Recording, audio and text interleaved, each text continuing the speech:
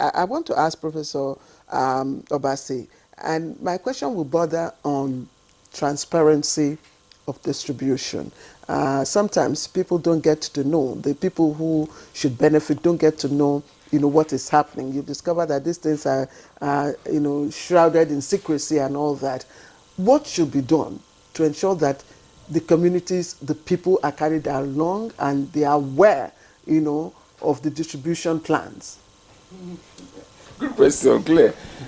They are aware of what you are going to distribute if that quantity will go around.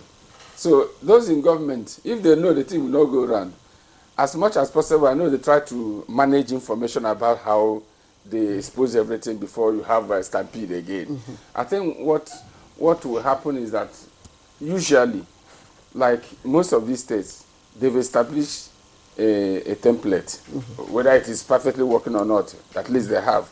You hear some states will tell you, oh, we are going through religious bodies, trade union, organized level, market women, mm-hmm. They mention all these things.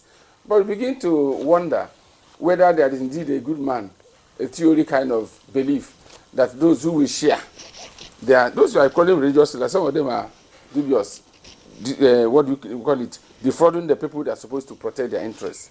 So it's a problem, in terms of accountability.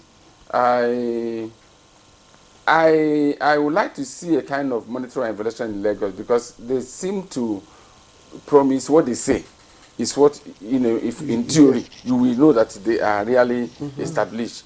You look at the Bronu own too.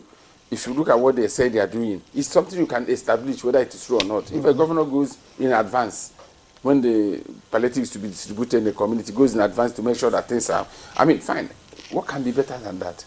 So, but if we have a monitoring and evaluation, independent, and this is why some of these donor agencies, they spend money on a monitoring and evaluation, is key.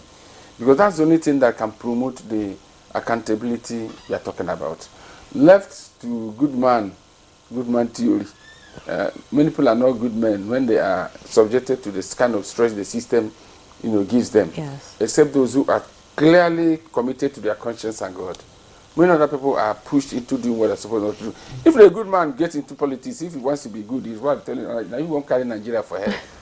Your wife now that most of the states, at least from what Lagos and Borno, are telling us, the supplies may not have gotten, to the states. Isn't this the right plan to engage the people in probably conversations, town hall, and say, look, we are expecting so and so quantity of rice from the federal government as palliatives. What are the concerns in terms of distributions? And when you get to hear from them, then you build, those concerns into your plan. Isn't it the right time to do that? Clearly, good idea, but you create more confusion. The best is to do the planning first before like if you have a standard model or template of distribution, keep to it. And when it comes, make sure that, for instance, like we keep saying, areas I've gotten before are not the ones you go back to them again. You go to another place. If people know that this is what you are doing, they will not bother so much to complain. Well, it's not only here that we have palliatives. In other climes, you see them having a food bank. Where the vulnerable people go, just queue up, and they are given assorted food items. But it's sustainable. It's sustainable. So why can't we have something like that? I don't want to blame everything on corruption, but let me assure you. This is government word. I don't want to use it, but I assure you. Let me point out that apart from China, India, Brazil, and Nigeria is populous.